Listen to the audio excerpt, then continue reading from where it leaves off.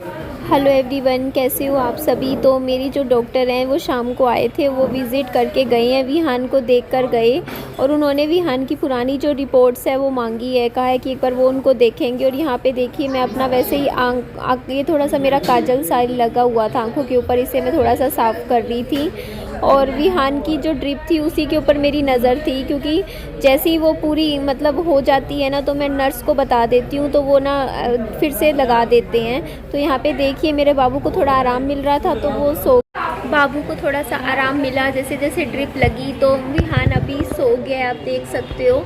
मेरी नज़र ड्रिप पर है, क्योंकि जैसे ही ड्रिप पूरी हो जाएगी तो मैं नर्स को बता देती हूँ, तो वो फिर से लगा देते हैं।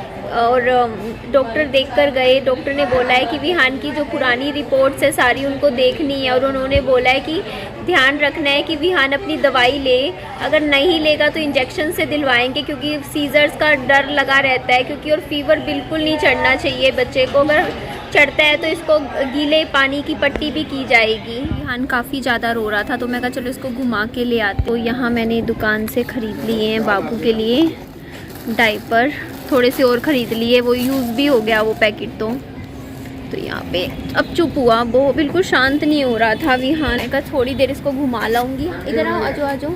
थोड़ा सा इसको मैं सोच रही हूँ कुछ मिलेगा ना, इसकी पसंद की कोई चीज़ दिलवा दूँगी इसको, ताकि थोड़ा खुश हो जाए। बहुत घबरा रहा है, डर रहा है। फिर मेरे पापा जी भी शायद थोड़ी देर में आ जाए मेरे को ढूंढने। कोई नहीं, वो तो फ़ोन कर लेंगे। रिचार्ज करवा लेती हूँ पहले तो मैं फ़ोन में। यहाँ पर हम कुछ भैया भी देख रहे हैं, कुछ अच्छा सा पैक मिल जाए तो रिचार्ज करवा लेते हैं। एक्चुअली विहान के लिए कुछ ले ही नहीं पाई मैं, वहाँ पर दुकानें तो बहुत सारी थी, बट मुझे लगा मैं लेट हो जाऊँगी क्योंकि अंधेरा ऑलरेडी इतना ज़्यादा हो गया था, और पीछे से पापा जी आ जाते तो हमें ना पाके टेंशन लेते। और फिर ऐसा हुआ भी, पापा जी आ ही गए थे लेकिन मुझे रास्ते में ही मिल गए थे। तो इसीलिए देखिए पापा जी सामान ले आए थे। मैंने बोला था ना कि पापा जी को कि कुछ विहान के कपड़े ले आना, क्योंकि अभी नहीं पता छुट्टी कब तक मिले कब तक नहीं। और अभी तो रिपोर्ट्स भी आएंगी, टेस्ट सैंपल लेकर गए हैं विहान का। तो ये देखिए पापा जी ये टिफ़िन ले आए थे। वैसे यहाँ पर ना खाना मिलता है, जैसे 2 टाइम का खाना मिलता है, जैसे लंच भी मिलता है और रात का भी मिलता है खाना। सिंपल खाना होता है, आएगा मैं आपको दिखा भी दूँगी। तो यहाँ पे देखिए मैं विहान को थोड़ा सा केक खिला रही थी, ये ब्रेड वाला केक है सिंपल जो होता है, तो ये लेकर आए थे।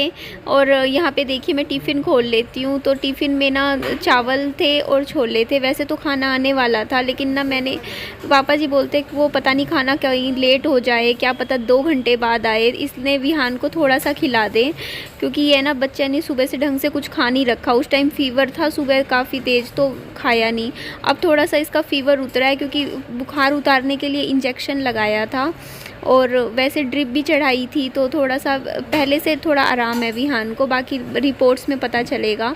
तो यहाँ पे देखिए मैंने चावल प्लेट में रख दिए हैं। अब मैं इसमें थोड़े से छोले रखे हुए थे, ये देखिए छोले ज़्यादा नहीं डालूँगी, 2-4 चम्मच ही लूँगी, क्योंकि इसमें वैसे मिर्च नहीं है, लेकिन फिर भी अभी बच्चा बीमार है उस हिसाब से सिंपल बस चावल ही खिलाऊँगी मैं। तो ये देखिए बस 2-4 चम्मच लिए थे मैंने, था कि थोड़ा सा बहुत खा ले विहान खाना, उसके बाद तो खाना आएगा यहाँ हॉस्पिटल का, तो उसमें से बाबू को खिला देंगे। बट हुआ क्या कि बाबू ने बस इतना 2-4 चम्मच खाए थे बस चावल।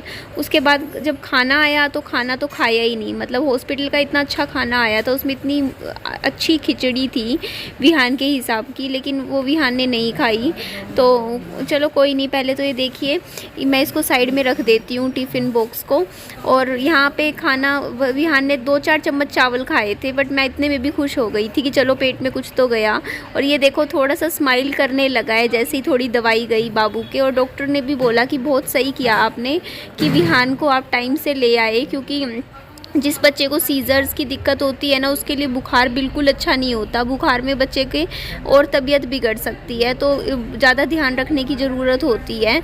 और देखिए आप में से किसी ने मुझे कमेंट किया कि आप बच्चे की देख रेख नहीं करते और इसलिए बच्चा बीमार हो जाता है। तो नहीं, ऐसा नहीं है, बल्कि आप ये चीज़ समझिए कि मैं बच्चे की बहुत अच्छे से देख रेख करती हूँ, इसीलिए मेरे बच्चे को कुछ भी दिक्कत होती है मैं उसी वक्त हॉस्पिटल ले आती हूँ मेरे बाबू को। बहुत से बच्चे ऐसे होते हैं जिनके माँ बाप बच्चे बीमार हो, बुखार हो, लूज़ मोशन हो, वो सोचते हैं कि घर में ही बच्चा ठीक हो जाएगा, तो ORS का घोल पिला देते हैं या घर में रखी दवाई दे देते हैं। बट मैं क्या कर रही हूँ, आप ये चीज़ समझिए, मेरे बच्चे को बुखार था, अगर मैं ना भी हॉस्पिटल लेकर जाती तो 2 दिन में ऑब्वियसली ठीक हो जाता मेरा बच्चा अपने आप भी। उसको मैं थोड़ा बहुत पैरासीटामोल वगैरह घर पे देती, हो जाता ठीक। लेकिन मैं हॉस्पिटल लेकर आई तुरंत, जैसे ही मैंने देखा कि बच्चा थोड़ा ढीला हो गया। और हमेशा करती हूँ मैं ऐसे ही, लूज़ मोशन भी लगते हैं बाबू को, मैं हॉस्पिटल लाती हूँ। फिर चाहे हॉस्पिटल में एडमिट करना पड़े तो मैं कभी कंजूसी नहीं करती, बच्चे की हेल्थ के मामले में पैसा खर्च करती हूँ। ये नहीं सोचती कि बच्चे के 4-5 हज़ार रुपये 6 हज़ार लग जाएंगे, उससे बढ़िया।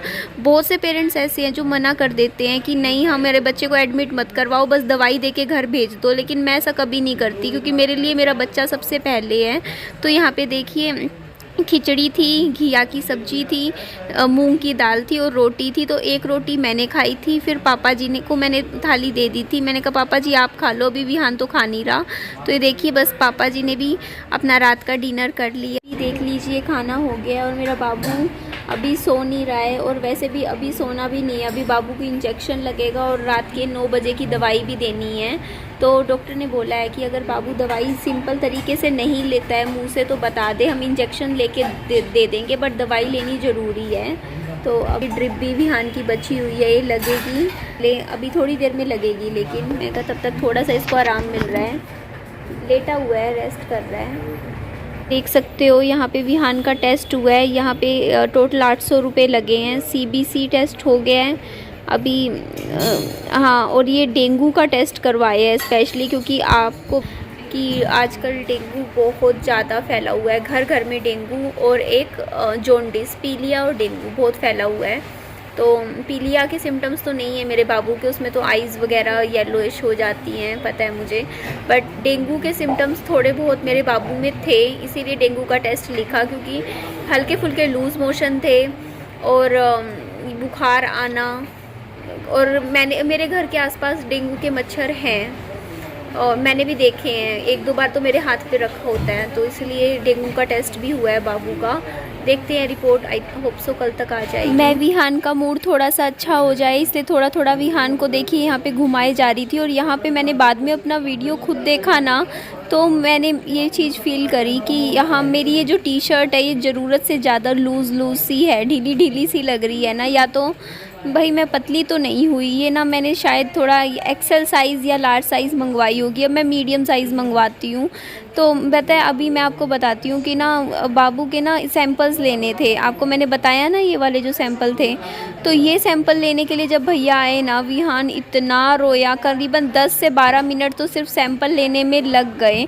और ना मैंने तो वैसे ही पापा जी को फ़ोन पकड़ा दिया था कि लो पापा जी इतने थोड़ा बहुत शूट ले लेना। लेकिन वो वीडियो ना, अगर मैंने आवाज़ हटा दी और वो कट लगा दिए, मैंने वो वीडियो नहीं डाला पूरा, क्योंकि आप खुद देख ही नहीं पाते, क्योंकि मैं ही देख के मेरे को रोना आ रहा था।